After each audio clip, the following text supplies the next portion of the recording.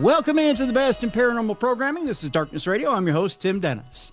Great show today, folks. Very excited for today's show. As you know, this coming weekend is the Mothman Festival in Point Pleasant, West Virginia. And as my mug, if you're watching on video shows, it's very worn, as you could tell. It says that Mothman believes in me. I drink out of this mug quite often. That's why it's quite worn. I tend to believe he believes in me, but do you believe in him? That's the question today. And my two esteemed guests may have that answer, whether Mothman believes in me or we believe in Mothman. The book is a good one, folks. I have a copy. Actually, my copy is a pre-copy from Llewellyn. It is not the real copy, as you will get it when you pick it up. But it's called Mothman Sightings and Investigations of the Iconic Flying Cryptid. It's a good one, folks. I had the chance to sit down and read it from cover to cover. My guests today are Richard Estep and Tobias Wayland. And let me tell you a little bit about him before I bring him in. Of course, I know you're familiar with Richard. Richard's been on the program many times before, one of our favorite guests. And Richard is a paranormal investigator, has been for over 30 years, researching claims of ghosts and hauntings on both sides of the Atlantic. He's an author of more than 30 books in genres ranging from... How many? 44. I need to update my... Okay. All right. Need to update my bio. All right. We'll have Kat do that then. From paranormal nonfiction and true crime to history and fiction, he's a cast member of the TV shows Haunted Hospitals, Paranormal Revenge, and Paranormal 911, and has made guest appearances on A Haunting, Destination Fear, and Haunted Case Files. I happen to know he's a co-member of Paranormal Night Shift. I just happen to know that one. Richard writes a regular column for Haunted Magazine and frequently presents at conferences and public events across the United States. A paramedic by profession, and thank you for your service, Richard. Richard lives in Colorado with his family, and you can visit him at richardestep.net. We'll have a link in the description of this program so you can check out more about Richard there. Tobias Wayland is a self-professed fun ruiner. He's also a passionate Fortean who has been investigating the unusual for over a decade. The first several years were spent as a MUFON field investigator, followed by a role as a writer and editor for the Single Fortean Society. He was featured in season 4 of Unsolved Mysteries, Expedition X, and the Small Town Monsters documentaries, Terror in the Skies, and On the Trail of the Lake Michigan Mothman. He's also the author of the Lake Michigan Mothman, High Strangeness in the Midwest, and Strange Tales of the Impossible. You can learn more about him at singularfortean.com. We'll have a link to that in this description of this program as well. I want to welcome in both Richard Estep, Tobias Wayland. Gentlemen, thank you both for being here. Thanks, Tim. Thank you. That'll be the last time I'll point to both of you, because from now on, I'm pointing each of you out singularly. First of all, excellent book. I enjoyed the book immensely, and I'm glad finally that there's a book co-written by both authors in which you both got to hit the road and do the buddy comedy, so to speak, where you got to get out and research together and kind of write this book together. A lot of times it's one of those things where, you know, you may sit in a room and write a book, but might not actually put boots on the ground and get to see some of the, or not get to see any of what you're writing about. You guys actually got out there and wrote about it and got about it, if that's actually proper English, which I know it's not. I'm interested to know, and I'm going to start with Tobias first, because I've spent plenty of time with you, Richard. Not that I don't love you and everything, but I'm going to start with Tobias first. Writing a book like this with Richard and being the more experienced of the two in cryptids, to you, is this old hat, or are you finding new material because you are going into the areas of probably areas you've been in before with Charles Fort and John Keel and others, or are you finding new material here in your experience? Are you finding new experiences? You know what I mean here? Yeah.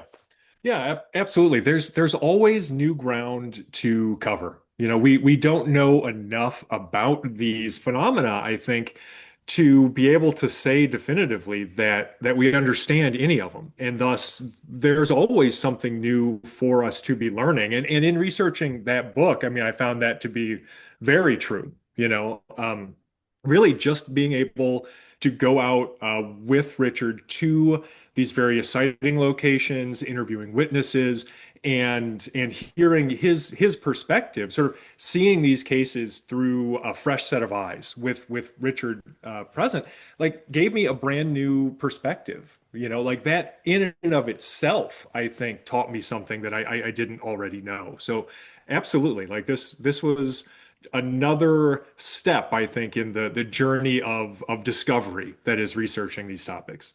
I guess that was a horrible way to put, did you see it through new eyes? But that's the way I meant to put it was, did you see this through new eyes, having seen it with Richard? Because I guess, being a cryptid expert, and again, we hate to use the word expert, I know, but being a cryptid expert, um, I kind of get the idea that you've seen it all, right? Or you'd like to think you've seen it all, or you're kind of what's a good way of putting it? You've been around the block, right? So you've seen a lot of it, but yet there's always more to learn, as you've put it. Is there anything in this, as you're writing this book, that surprised you, or what about this round of writing this book surprised you the most?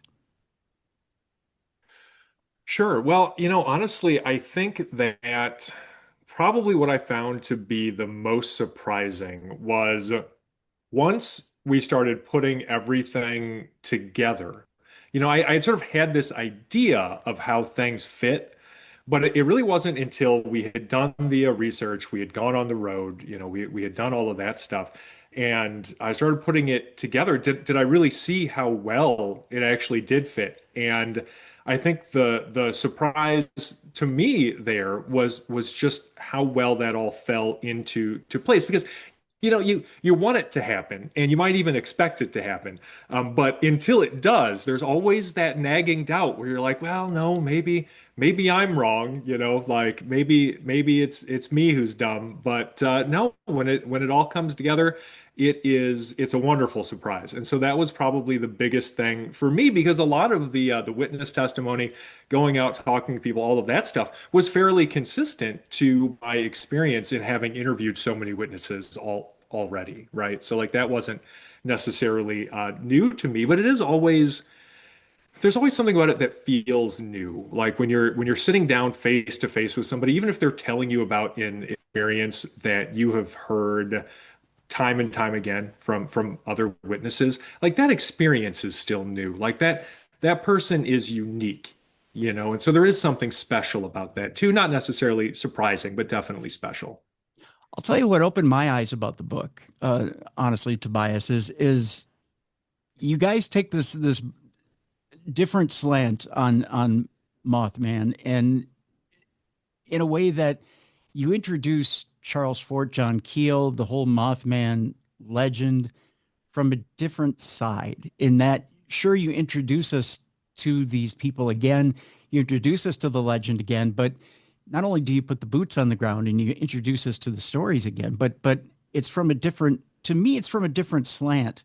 You also get people's opinions on these people, right? And their opinions on their theories, and we get into the actual meat of what they believe. To me, that to see what somebody thinks of John Keel's writings, to me, throws me off a little bit because it's like, okay, I know what I think of his writings, right? But to see what somebody else thinks and be honest about it, that to me kind of throws me on my ear, right? I'm wondering what you Sure. Well, think about that. that's where the professional fun ruiner part comes in a lot of the time because I have just the most difficulty in not being honest with people about this stuff. And so I fully recognize that there is a segment of the paranormal audience who does not care if something is real. They just want to be entertained. And I get that. And I hope that I can deliver in what I do something real that is still entertaining. But for those people who don't care and they just want to be entertained, it can be aggravating, I think, at times to hear my perspective because I want to be very objective in how I approach this stuff, right? And as a result, um, it doesn't necessarily always make me super popular. But I also believe, like in the book, that everybody's perspective has merit and it should carry some weight, which is why we tried to include all of the different myriad perspectives that we did. Like one of my best buddies, Josh Cutchin, was interviewed for this book. We don't agree on everything. We just don't. But that doesn't mean that, we're not really good friends and that we don't get along. Of course we do. We can just move past that because we don't have to agree on everything, right? And I think that those differing perspectives are important. And ultimately, I think more than anything else, they might be what actually drives this field forward, right? Because if we're not challenging ideas, then I don't really think that there can be meaningful growth in this space, right? Right, absolutely. And actually, I found the chapter with Josh Cutchin one of the more intriguing chapters in the book because you are going back and forth about exactly what it is that you believe in as far as the writings go, what's really real, whether these thoughts that these gentlemen had truly hold merit, and what we hold on to here in the paranormal, and whether these theories. And again, I'm going to refer people to the book to read this chapter because it really is important. It's an important staple in the book, and as to whether we've carried these theories forward into everything in the paranormal, UFOs, ghosts, uh, everything. And are we sitting on a big bucket of truths, or are we sitting on a big bucket of crap? Right? I mean, essentially, is what it comes down to. And and it kind of covers tulpas too, which I find interesting, right? And the thought of maybe even Mothman being a tulpa. I mean, I take my mind to that extreme as well. Interesting stuff. So I'm going to turn this over to Richard now, and I'm going to ask this question. Going out into the field with Tobias, Richard, again being more of a ghost hunter, ghost investigator, and getting into the cryptid side of things. I want your impressions as to what it's like for you to go out monster hunting. Well, and forgive me if I'm a little spacey. I was just envisioning a forthcoming cage match between Tobias and Annabelle the doll, um, which we will put on pay-per-view. When I when I was offered the opportunity to write this book by Llewellyn, they were nice enough to ask me what I wanted to do next, and I wanted to pick something that wasn't my usual wheelhouse, which wasn't just ghosts, much as I do love that, and ghosts will always be my first love, you know. But I found Mothman fascinating, and quickly realized I was in out of my depth, you know. Keel is Keel alone was such a broad playing field, and so I needed a guide. I needed someone that was experienced to help navigate through these waters. And I'd seen and spoken with Tobias at numerous conferences. I'd heard him speak very intelligently, and I thought his book on the Lake Michigan Mothman was excellent. And so, he was my first and only call when I was looking for a guide to co-author the book with. And it's very much a co-authorship. It's not a Richard Estep with, it's a co-authorship. Tobias brought the experience, and I brought that questioning, fresh set of eyes. And it was kind of like I was his Mothman Padawan, which sounds like a great name for an indie band. Now I put it out there.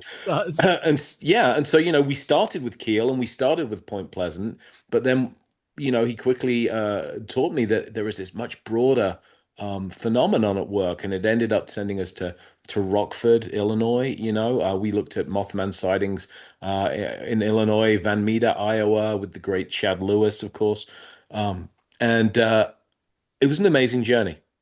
The journey itself was just so enlightening, so educating, and plain fun. I mean, how else do you manage to get paid to go to a festival in Point Pleasant where you're putting money into a statue of Mothman's ass crack? You know, my mom thought I would grow up and work in a bank. It was very surreal and strange, but along the way, we walked in the footsteps of Keel. We walked in the footsteps of those who experienced this phenomenon, and it just struck me. It was just over a year ago today, Tobias, that we were in the TNT area actually living this book. Like That's right. this time last year, the Mothman Festival week. Crazy. Now, let me get I do want to get to that in a moment here. In the second part of the program, I think we'll talk Mothman Festival because it is this weekend, and I want to get you guys' impression of the festival and living that experience a little bit too, because it was not just the two of you. Of course, you took one of our former guests here on the program. You took Erintaylor with you and her husband Mike. We'll talk a little bit about those two as well. I want to ask you here, Tobias. I want to start from the beginning so people kind of get the references if they're not familiar with the Mothman legend. Tell us what it is to be of the school of Charles Fort and what it is to be Fortean, because I don't think people realize when they say Fortean what exactly it means. Can you give us just a quick background as to what that means? Yeah, for sure. I honestly, specifically when it comes to Mothman, I like to tell people, because it's true, that you really can't understand John Keel unless you first understand Charles Fort. So, Charles Fort was an early 20th century collector of weird news stories. He would literally sit in the library for hours and hours, and he would collect these news stories from scientific journals and newspapers and things, and he would compile them in these massive volumes, and he would write about them and sort of speculate about connections and what might be behind them. He coined the term teleportation that did not exist before Charles Fort. So interesting fun fact. And in one of his most famous quotes that I'm very fond of is, "One measures a circle beginning anywhere." And that is to say, by studying any aspect of anomalous phenomena, you can understand something about all of it because it's all connected. By studying ghosts and hauntings, you can understand something about alien abduction. By studying UFOs, you can understand something about cryptids, because these things are much more intertwined than I think the seemingly disparate cliques that exist within paranormal culture would like to believe, or at least what they used to like to believe. I've seen a growing acceptance of high strangeness and weird connections between phenomena lately, which is just wonderful. But that's essentially who Charles Fort was. And guys like John Keel, they picked up that ball and they ran with it. You can really draw a straight line between the stuff Charles Fort was talking about and Keel's ultra terrestrial hypothesis, because really all that is I think a further sort of extrapolation of the cosmic joker from Keel's, or from Fort's work rather, where he would talk about or speculate about this sort of intelligence, perhaps, that was behind these phenomena, sort of jokingly, how it had this trickster element and was just constantly messing with us.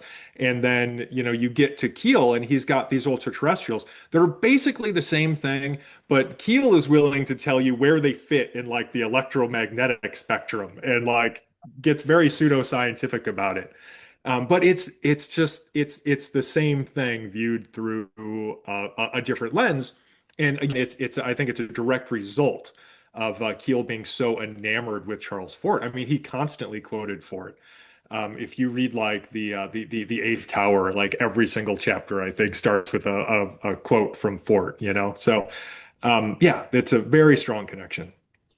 What's interesting too, and I don't want to give too much away about the book, but what's interesting too is that it seems like with the ultra terrestrial theory that there's this idea with Keel that it seems like things go off the range at one time or another with Keel, that Mothman is finding a way to disguise itself, that where you are going to see the quintessential Mothman statue, but then maybe not. It may disguise itself as something else here. It may show itself a different way here to another person. No experience is out of bounds. But so then how do we define what Mothman is? Are you finding, Tobias, that are we getting the quintessential Mothman character? Can we draw it out on paper and say, this is definitely Mothman? Is that statue definitely Mothman? Or are you finding that Hmm. there's no one set definition for this? Well, I think that it's more of a sort of loosely related set of phenomena or qualities to an experience, really. But first, let me say that Mothman statue, nobody's ever reported that in the history of Mothman sightings. That Mothman, it's true. That Mothman sighting actually is based on a painting done by one of my favorite artists, Frank Frazetta, Yeah. which he did for the cover of High Times, like the magazine High Times. I'm not even kidding, decades and decades ago. And I have a copy of it because one of my friends got me it for Christmas, like last year or the year before. So anyway, I gotta but you're say that right. There is. I gotta say that ass Right. is a Frazetta ass. But go ahead. Well, and I didn't know It about that. is. I must interrupt and say I didn't know about that at the time because had I known when we were at the statue, I would have had Tobias and I. Frazetta did the Conan covers, right? Yes. Famously. I would have had Tobias and I like kneeling at Mothman, grabbing onto his legs like the Frazetta Yes. Conan covers. I wish we'd done that maybe next time, you know, looking up imploringly, but I'm sorry, go ahead. Go ahead, Tobias. I'm sorry. No, well, that all needed to be said. There's a lot of value in that perspective. So, yeah, as far as I think what we would consider quote unquote actual Mothman sightings, there are discrepancies. Like you will see some variance in details, but most of those are outliers. Generally speaking, what you will see in witness testimony is people describing a 6 to 7 foot tall humanoid with a 12 to 15 foot wingspan and often glowing red eyes. It'll be dark in color, but they're seeing it at night, so who knows? And that's about all you get for physical qualities. That's about the level of detail you will get in a I hate to use this word, but common Mothman sighting, for what like whatever that's worth. Um, and the rest are outliers. As for what we do with those outliers, I don't discard them. I don't think we can. But I think that it is an interesting sort of thought experiment to try to reconcile those with the other sightings. Like because it is a very good question. How do those fit? Like where do those go? And some of it could be, I think, the normal variants you would expect just from different people trying to describe the same thing. If you get 10 people, 10 eyewitnesses trying to describe the same person, you could get 10 very different descriptions. Mm. Some of it could be different creatures. Some of it could be even that the thing appears differently to different people. So if there is a sort of connection where it is communicating or being experienced, say on like the level of consciousness, like there's a parapsychological quality to it, then if it's informing its appearance based on the subconscious of the observer or something, then I would expect for there to be differences. So I mean, there are a lot of possibilities and very few concrete answers, I guess, as to how that all fits. Interesting. All right. We're going to take our break here, guys. When we come back, I want to tackle the whole Mothman, harbinger of doom, or simply just coincidence. Does he happen to be there right before the major disaster happens? Or is it simply a Native American chief who shows up in the case of Point Pleasant, happened to lay the curse on the town? Let's talk myths and legends a little bit about Mothman. And then I want to talk about the different areas of celebration, if you will, Van Meter, Point Pleasant. And I want to talk about why there are festivals around this particular cryptid. I mean, I know there are some Bigfoot festivals out there. I know there are some other things. And I want to talk monsters and celebrations. And why? Why do we take and celebrate monsters in different communities? This is kind of an odd thing, but I want to get the psychology behind that as well. My guests are Richard Estep and Tobias Wayland. The book is a good one, folks, and I encourage you to pick it up. It's available right now. The book is Mothman, Sightings and Investigations of the Iconic Flying Cryptid. I have it right here. It's available right now. We have a link in the description of this program. Go get it. And again, go get it. Very good book. When we come back, Mothman, myths, legends, and festivals. when we come back with Richard Estep and Tobias Wayland right here on the best in paranormal programming. This is Darkness Radio.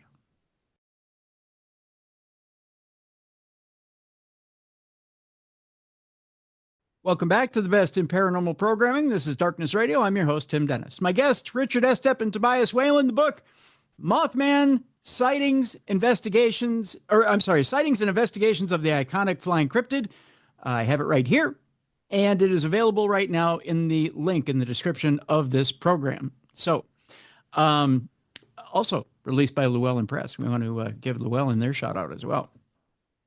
Guys, before the break, I had teased that I wanted to talk about the fact that, again, this Mothman tends to be this harbinger of doom. I know I'm here in Minneapolis.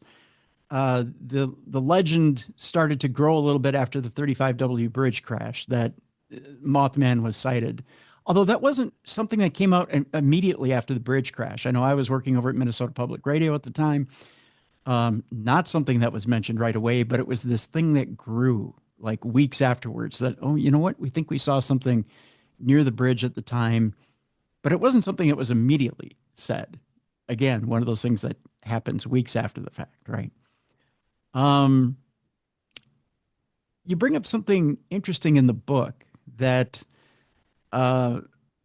there's a witness you talked to in Point Pleasant that said at first they thought that Mothman was a bird, that it wasn't a moth at all. And then eventually it comes to this Mothman legend, right? Tobias, I want to start with you. And they also thought that maybe that this Mothman was a curse from a Native American chief. Tell us a little bit about that curse. And then how do we get from curse from a Native American chief to where we are now? How does this legend grow? Oh, sure. Well, as far as the Chief Cornstalk curse, it's this happens to be I think a bit of Appalachian sort of folklore, and it's not uncommon to see that sort of thing, and there probably isn't much to it other than it serves as a sort of an excuse for anything that ever goes wrong in anybody's life, because the legend is essentially about this Native American leader who was murdered by white settlers, and as a result, like that area is cursed. So if you are, Joe White guy and something goes wrong in your life, oh, it's probably, that darn Chief Cornstalk curse. Why, ancestors? Why?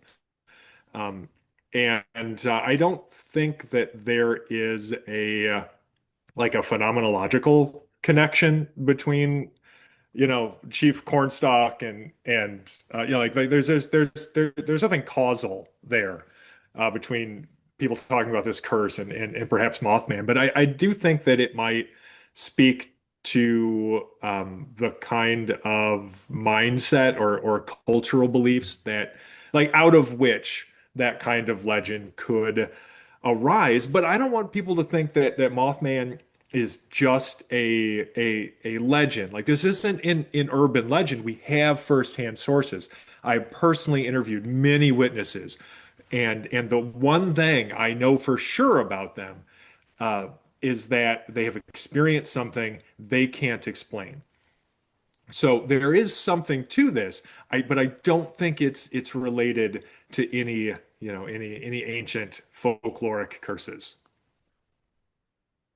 Okay, so we know we're seeing something real here, obviously, Tobias, and something that if it's not a species literally here on Earth, like a, you can't say it's an ape, you can't say it's a bird, you can't say whatever it is. Is it alien in nature? I mean, we don't know that it's alien in nature. Maybe Keel was onto something. Maybe it is ultra terrestrial. It doesn't leave behind, and there's another interesting theory, and we'll leave it for the book. I think I want to leave it for the book as to what this thing actually is. I believe it was maybe you and Josh who were discussing what this thing actually was, and you were talking about whales at the time, I believe. I'll just drop that hint. But it's it's interesting how this thing never leaves a trace, right? I mean, it's here and gone. It's it, it's like Bigfoot in that it never leaves bones. You never see a Mothman carcass anywhere, right? There's never anything anywhere. Um, can you speak to It's that true. as to why we never see remnants of Mothman, or you never have an experience with an experiencer where this thing hangs around for a long period of time, or they get a real good look at it? Or the other thing I wanted to bring up that I want you to speak on: every single person you talk to, you can't get the camera out fast enough. What's up with that? Sure. Well, I'll start with that camera thing because in their defense, I can't even get my cell phone out in time to take a picture of like my dog doing something cute. You know what I mean? By Right. the time I get it out and I get the camera loaded, like whatever he's doing has long since passed, and then he just looks at me like an idiot, and he's right. But I don't think that necessarily we can blame people for not capturing good footage of something that happened so quickly that is so shocking. Terror is one of the most reported qualities in people's experiences, you know. So just imagine being terrified at night. Um, the last thing you're thinking about doing is trying to grab your phone and take a picture of this. Now, I do freely admit, of course, if these were longer experiences that were more interactive, less terrifying, then I think that would be pretty suspect. But just by their very nature, it doesn't really surprise me that people aren't taking photographs.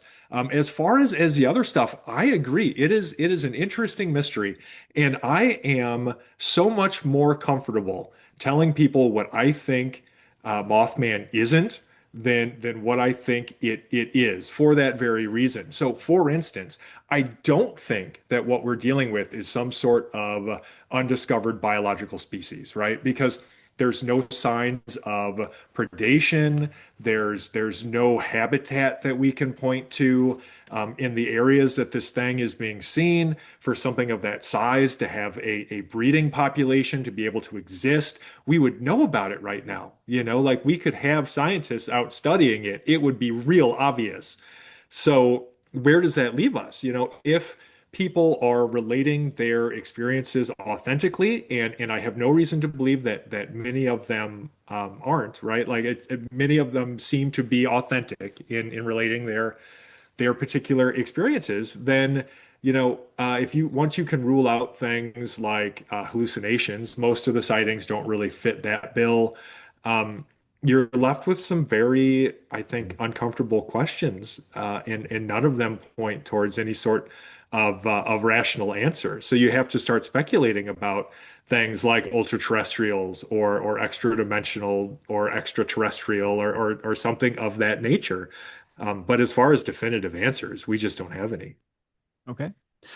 Richard, uh, first of all, you still awake over there? Oh, And I am very well awake. okay, good, good, good. Second, this weekend is the Mothman Festival in Point Pleasant. Your entire group traveled out there to research the book and to get an idea of the Mothman Festival and what it all entailed.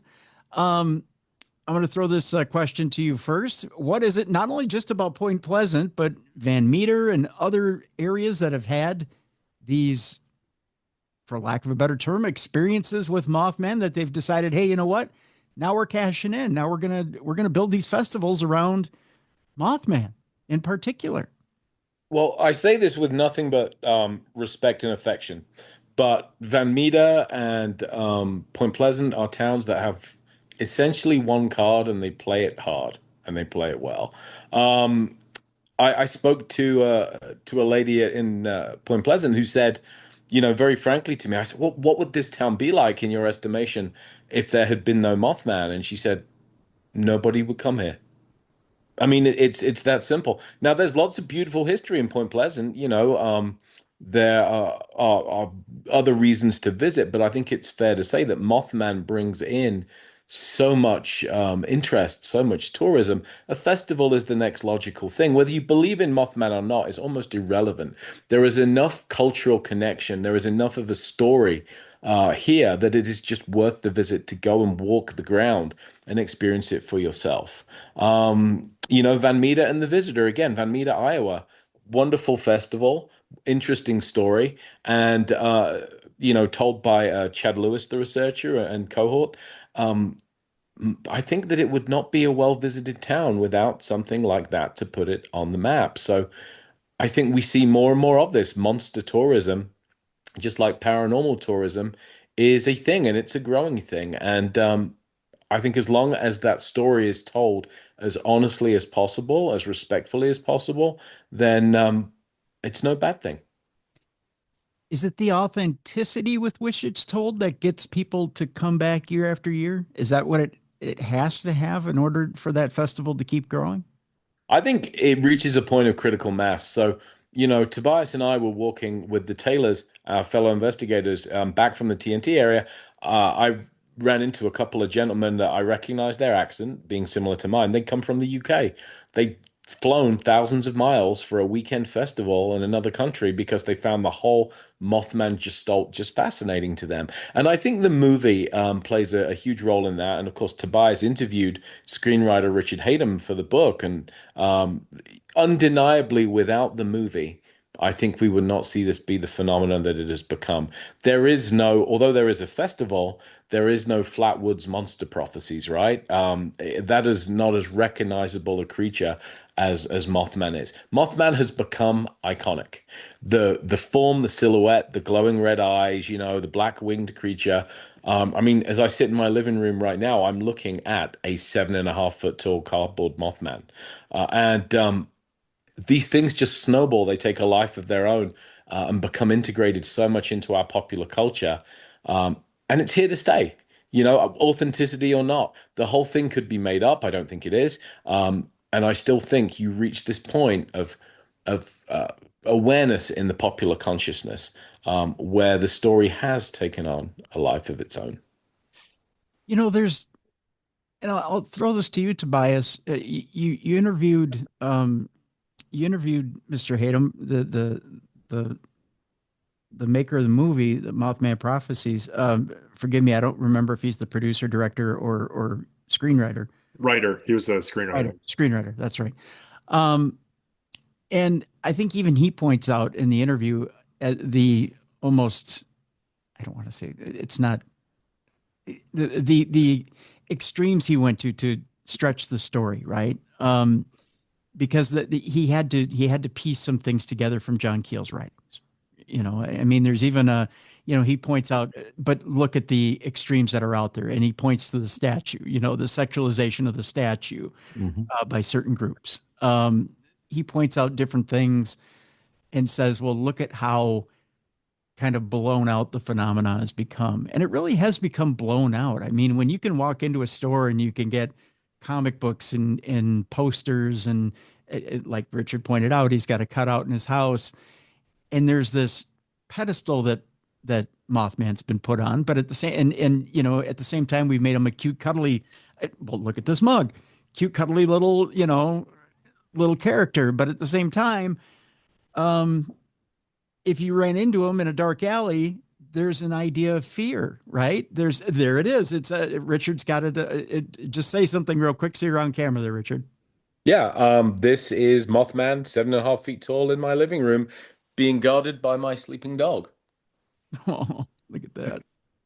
But there's the idea that we've blown it up to such an iconic status that we can look at it any way we want to look at it. Yet, if you actually have the experience, Tobias, it's a whole different thing.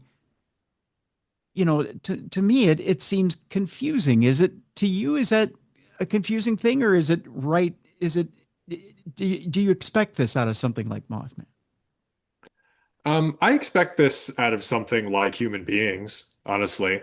I think that's where I land with it. When I was talking to Richard Hatem about this, and first of all, when he wrote that screenplay, he wasn't trying to make a faithful like shot for shot adaptation of the Mothman Prophecies book because you can't. Like nobody's going to watch that movie. It wouldn't make any sense.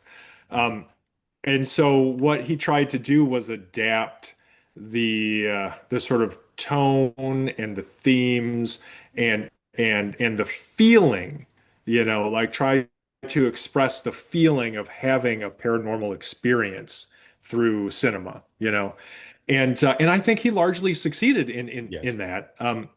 And it also, though, had the effect of people whose only source of information regarding Mothman was that movie didn't actually know anything about Mothman.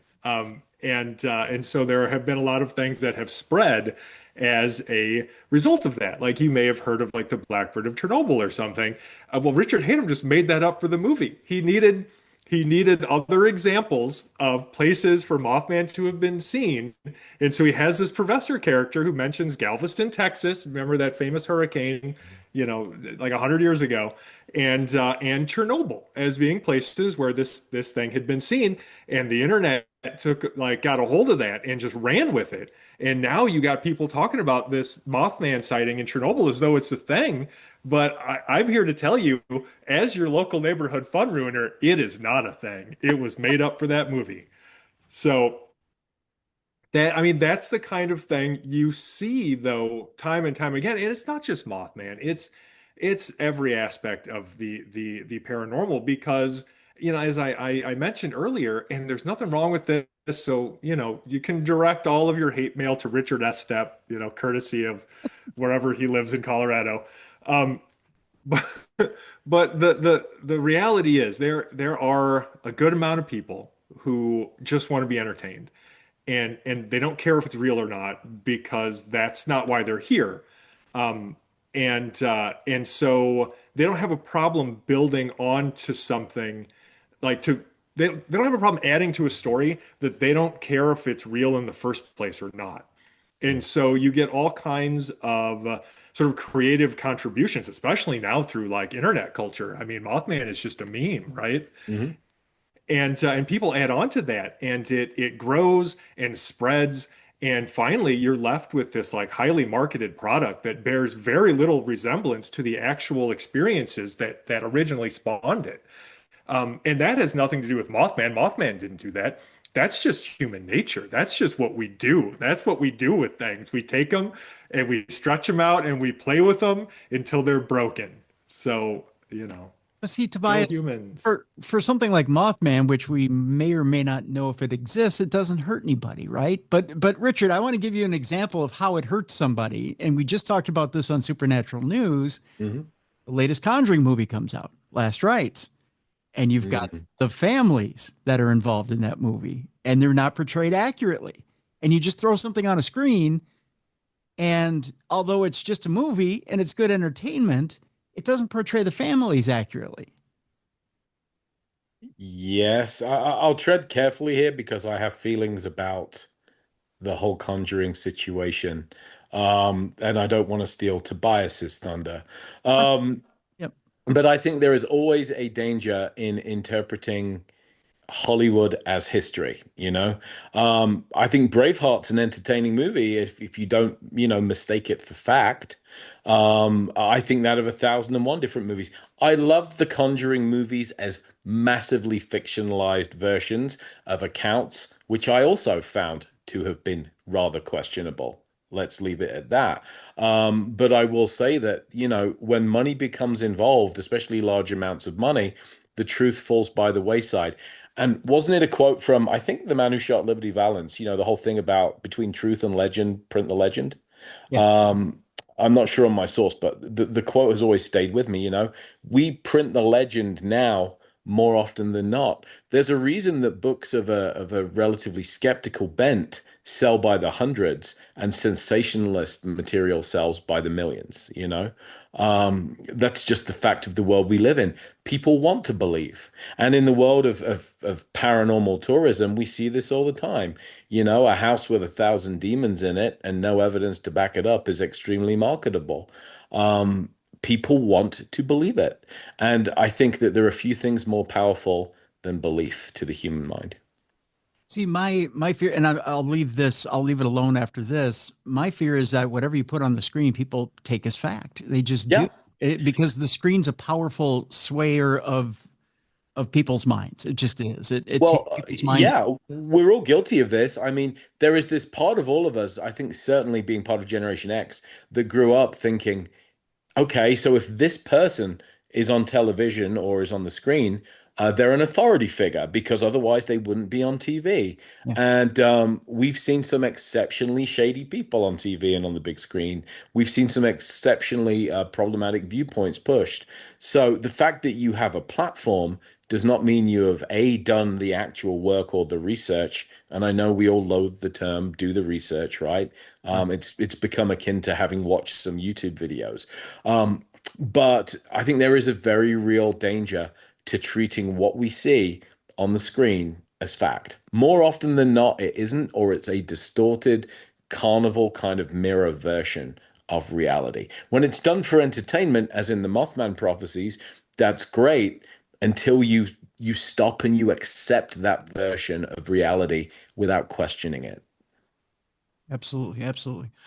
Uh, okay. So a few years back, I had my own experience, which when I look back at it now, I know it's not Mothman, but I can explain it away by saying, we have these huge owls out here where I live, Hmm. and the wingspans on them are about, maybe 12 feet across. I mean, they're huge, but it was a nocturnal experience that scared the hell out of me.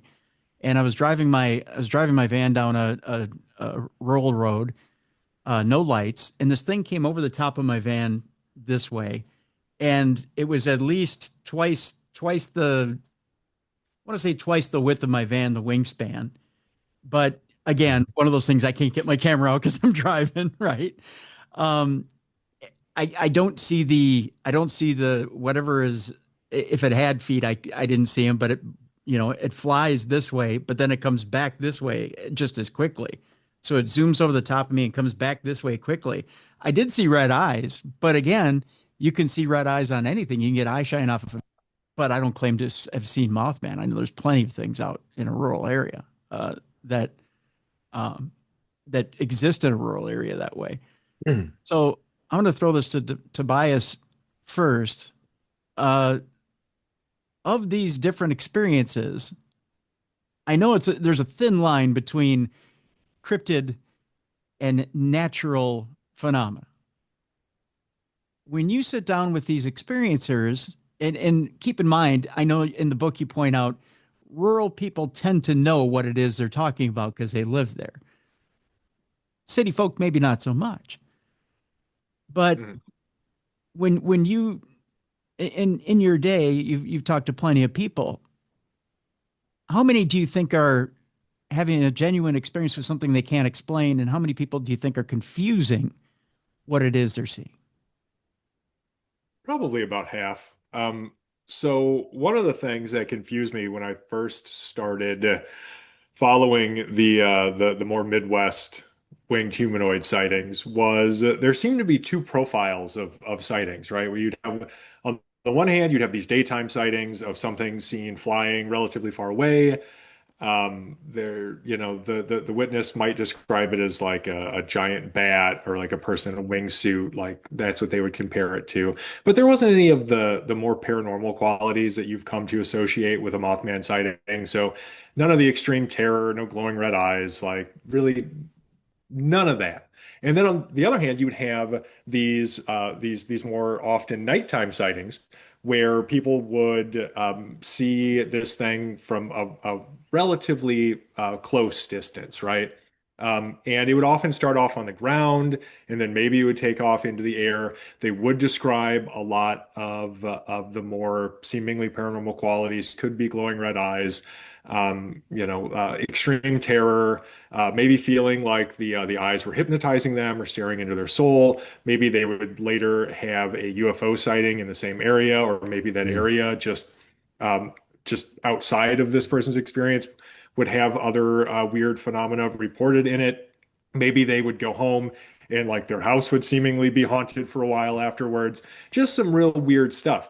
And I couldn't figure out how to reconcile those experiences until I spoke to a man from the Pilsen neighborhood of Chicago who was bicycling to work one day. He saw this thing up in the sky, and because he was bicycling, he had a GoPro camera on his bicycle helmet and very helpfully decided he was going to follow this thing around and film it until he had to, cut off and go to work. He was very forthcoming in terms of like sharing his data, sent me the original SD card. With his help, I was able to locate the creature on the video, blow it up, and guess what? It was a bird. It 100% was a bird. It was difficult to tell precisely what kind of bird. I would guess something like a great blue heron based on its profile and his description of it. They are indigenous to this area, like they're migratory birds, but they pass through here all the time. Now with like climate change and things, it's not even that unusual to see birds like that overwintering up here. So, who knows? But yeah, it was a bird. And as soon as I saw that, I was like, okay, now this makes sense. Yeah. All of these sightings that fit that first profile are probably just misidentified birds. And I don't think that the second profile necessarily is, especially because the additional qualities and test like the additional qualities noted and the testimony of those witnesses would seem to preclude something like a misidentified bird. Doesn't make it impossible as an explanation, but it can't be my go-to explanation for those sightings. Like those remain mysteries. So yeah, it's a known phenomenon. Obviously, eye shine is one of the first things that I look for in terms of like witness testimony, because there are various species of bird that will have red eye shine. Like there's species of owls. There is the black-crowned night heron, which is indigenous to this area. There's a ton of them in Chicago, actually, and they have red eye shine. Um, but when you look at the whole picture, that becomes less likely as in an explanation, unless that person is wrong about every single aspect of their sighting, other than just the things that you would point out that would make it a misidentified bird or something. Is it one of those things, Tobias, where when someone has a sighting such as that they need to take a breath for a moment and say, you know what? Maybe I was wrong. Maybe did I have a real cryptid sighting, or could this have been something completely in nature? Maybe I need to cross-reference what it was I saw. Maybe I need to talk to someone like an ornithologist or someone of a scientific nature and talk to them about what's natural around my area that I might have seen. Yeah, I mean that couldn't hurt. I think we could all be a little less sure of ourselves when we don't have the complete picture, I think that would make sense. And I encourage people to do that. Plenty of times I have provided photographs of various bird species and things and been like, okay, well, of these, which one is the closest to what you've seen? And sometimes, because sometimes it is a bird, and especially if you're talking about people living in urban areas, a lot of people may not be familiar with this, but Chicago has seen an influx of these large migratory birds, like these various species of herons, because of the destruction of their normal wetland habitat, combined with climate change. You've got them roosting in Lincoln Park. Like people who aren't used to seeing big birds are seeing big birds down there. So it has led to some confusion. And like I said, I think it explains about half of the cases, but definitely not all. I'm laughing because I'm picturing a police lineup of a sandhill crane, a heron, an owl, and Tobias just leading the witness to Mr. Smith, was this the winged avian that but it's a very valid technique, right? Having the ability to say, is one of these close to what you saw? Is a great screening tool for that 50% that Tobias is referring to. Yeah, absolutely. The reason I asked the question, and Tobias, I think it's valid, is I think if you look at the number, especially in the Chicago area, if you look at the number of Mothman sightings supposedly in the last 5 to 10 years, is it safe to say they've gone up exponentially? There were a lot, especially if you look at 2017 and 2018. There were a lot, and I would say that those periods probably represent the highest percentage of misidentifications because I think it really sort of took off culturally, and so you had people who had seen something maybe that they couldn't explain, like that Pilsen witness. He was authentically relating his experience to me. He had no idea what he had seen. He thought he had seen something very, very strange. And to him, it was strange, right? Yeah. And so I think that people were seeing something that they couldn't explain, that they weren't used to. And if they went to try to explain it, like if they went online and were like weird flying creature Chicago or whatever, they found some Mothman reports and were like, oh, I wonder if it was Mothman. Mm. And so that I think certainly contributed. Yeah. Well, folks, the book is right here. And again, we have a link in the description of our program. It's called Mothman, Sightings and Investigations of the Iconic Flying Cryptid. Tobias Wayland, Richard Estep. Guys, I want to thank you both for being on the program today. And before we go, quick plugs for where you're going to be in the next month or so. Richard? Yeah.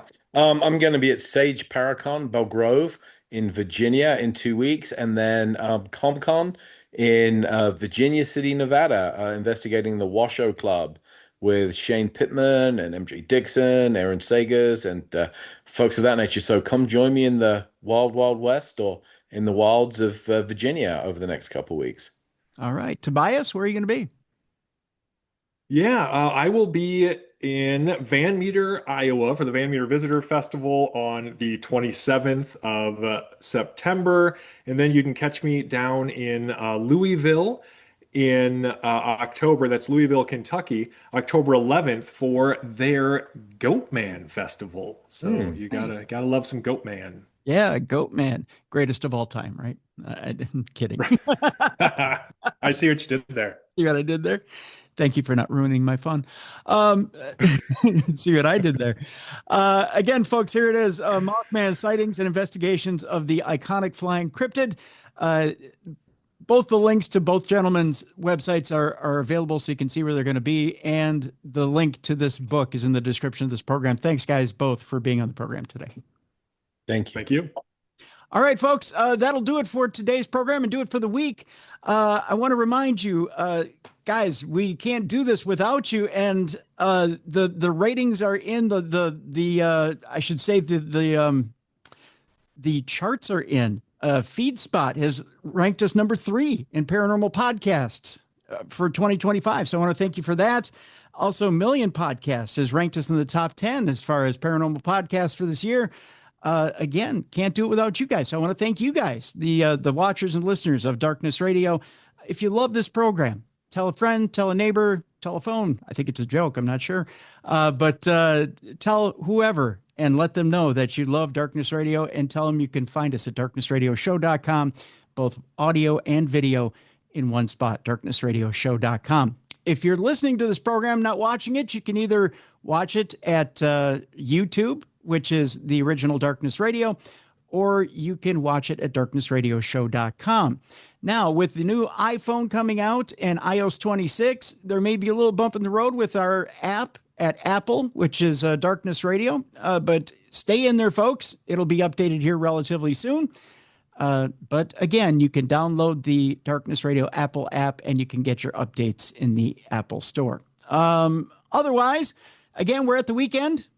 I want to remind you that if you're going out this weekend, there's lots of Renaissance festivals. There's lots of events, as Richard and Tobias pointed out. If you're going to go out this weekend and have a good time, take somebody who is disabled or elderly with you. They want to go out and have some fun as well. Do a good deed this weekend. It's a reminder from your friends here at Darkness Radio to be a light in someone's darkness. Please take someone who's disabled or elderly with you. A message from your buddies here at Darkness Radio. For Jessica Freeberg, for Mally Fox, for Travis Thorpe, for Beer City Bruiser, I'm Tim Dennis. Thank you so much for being with us here on the best in paranormal programming. This is Darkness Radio. For more audio and video archives of the show, intriguing content, fun events, and cool swag, check out darknessradioshow.com. The executive producer of Darkness Radio is Troy Palmer. If you enjoyed today's program, make sure you like and subscribe. Thank you for watching, and have a great weekend. And remember to help out someone that is elderly or disabled this weekend and be a light in someone's darkness.